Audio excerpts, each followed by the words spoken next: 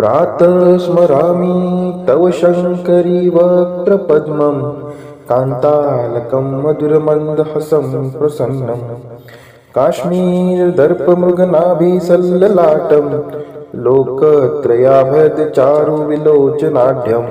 प्रातर्भजामि तव शङ्करि हस्तरुन्दं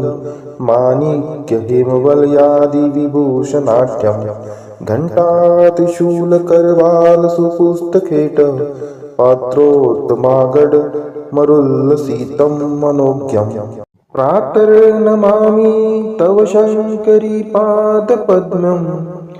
पद्मो भवादिसुमनोगणसेव्यमानम् मञ्जूक्वनत्कनकनूपुरराजमानं नन्दारुरुन्द सुरवीरुधमार्यरुद्धम्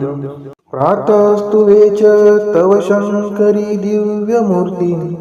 कादम्बकाननगतां करुणारसाद्रिं कल्याणधाम नवनीरदनिलभासां पञ्चास्यानलसितां परमार्तिहन्त्रीम् प्रातर्वदामि